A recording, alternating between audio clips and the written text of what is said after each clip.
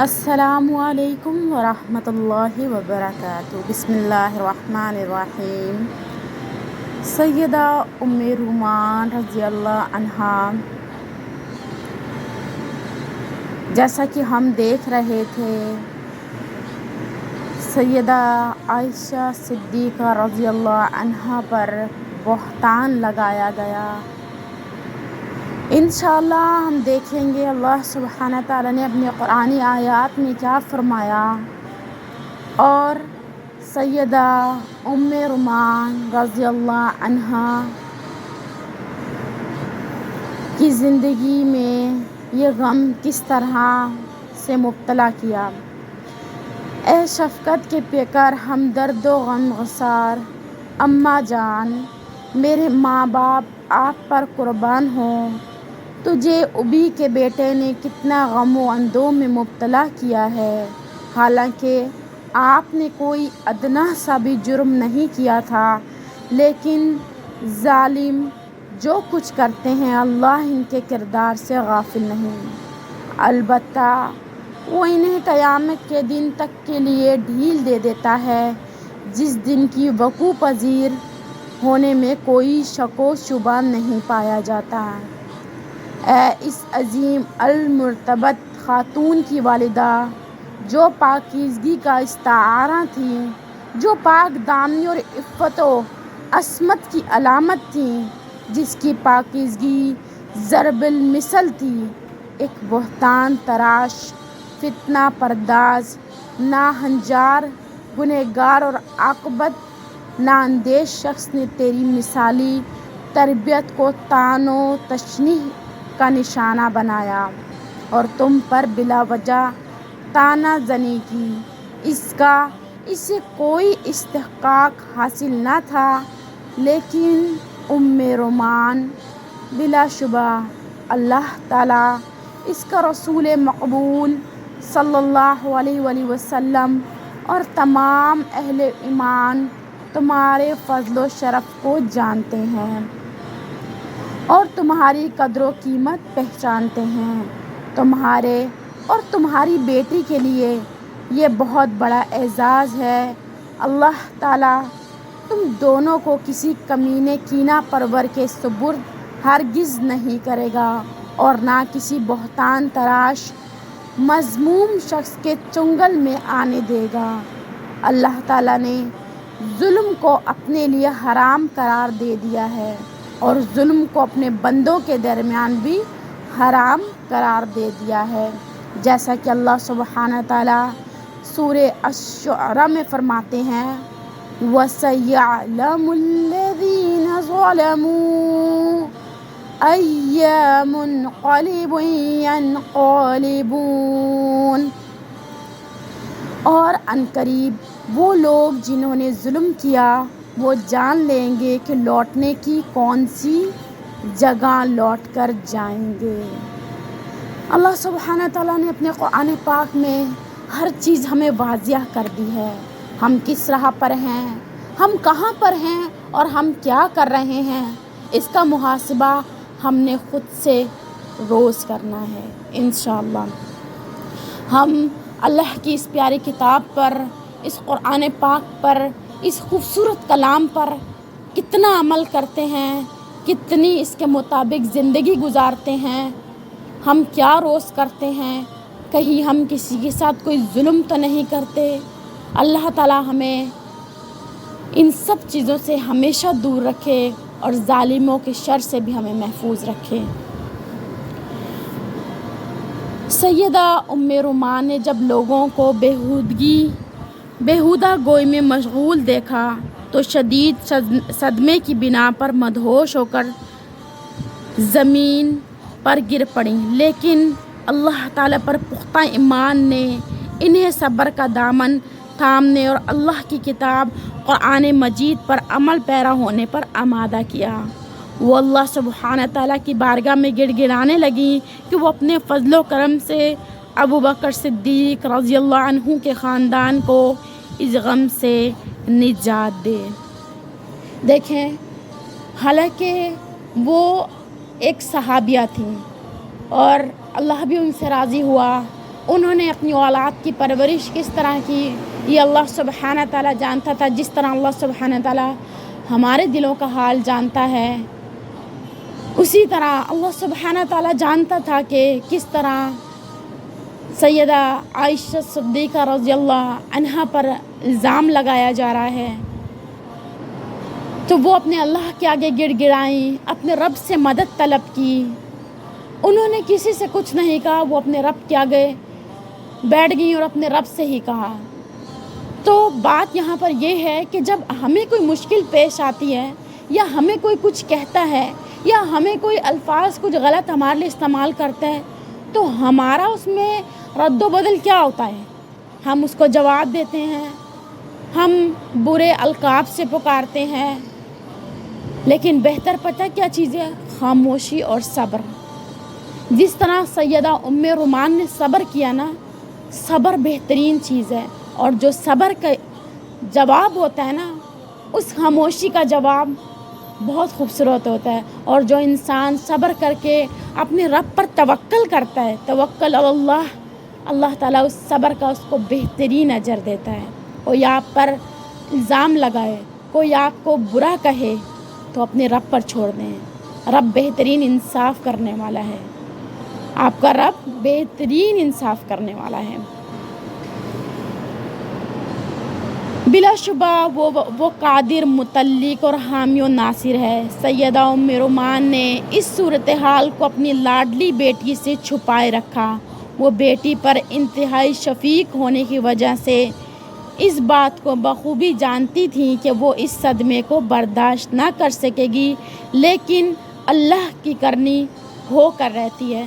دیکھیں یہاں پر دیکھا ہے کہ سیدہ ام رومان نے اپنی بیٹی سے یہ بات چھپائی تھی، لیکن ہمارے ہاں کیا ہوتا ہے کہ جب کوئی ایسی بات ہوتی تو ہم اپنی اولاد کو ہمیشہ غلط قرار دیتے ہیں کہ نہیں تم نے ہی ایسا کیا ہوگا، نہیں ایسا ہی ہوگا، نہیں ایسا ہی.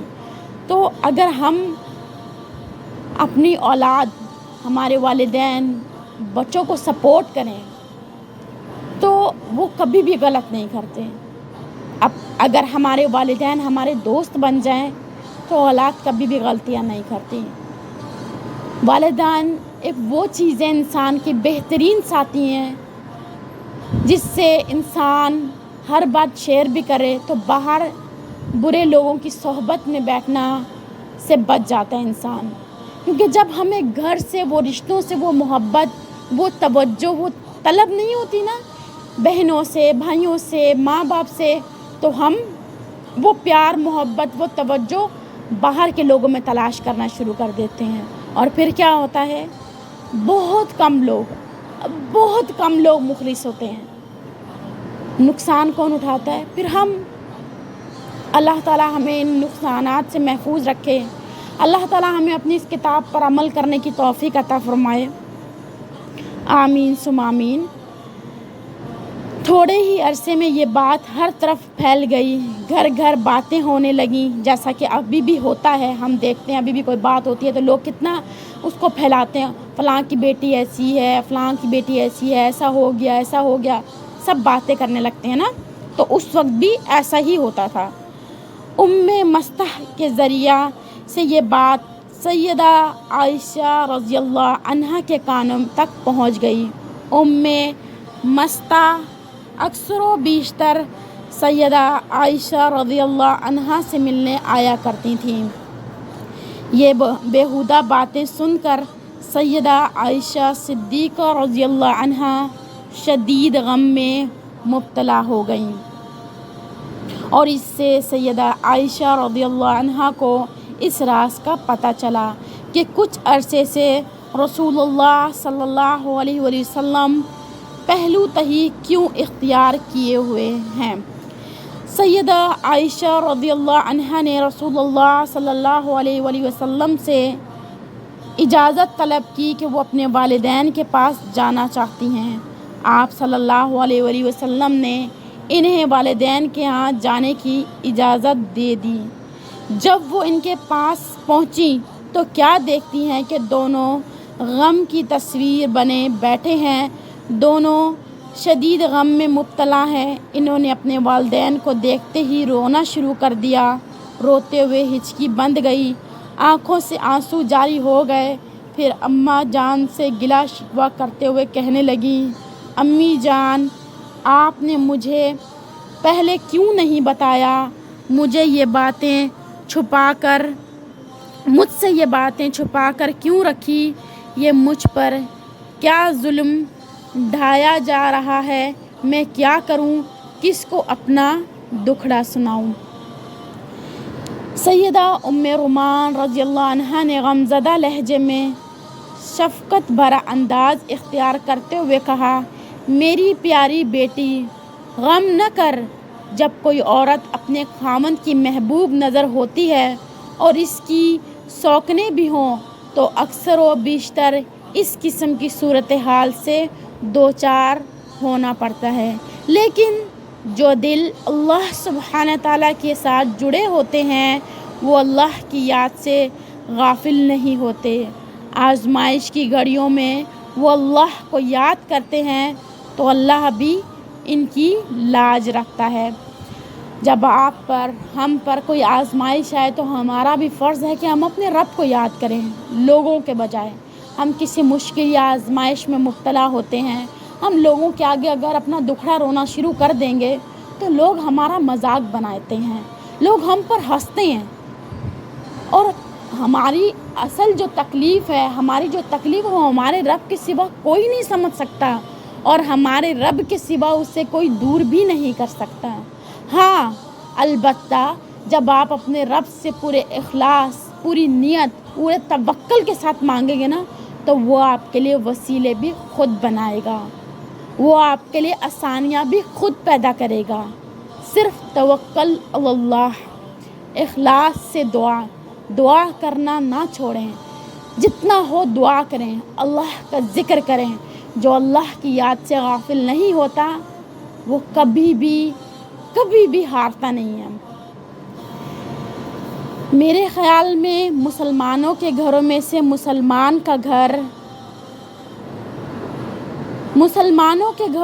کسی مسلمان کا گھر جس میں رہنے والوں کے دل نور ایمان سے منور ہوں، سیدنا ابو بکر صدیق رضی اللہ عنہ کے خاندان کے گھر سے بڑھ کر نہ ہوگا، کیونکہ اس گھر سے ہدایت کی شعاعیں تمام گھروں کی طرف سفر کرتی تھیں۔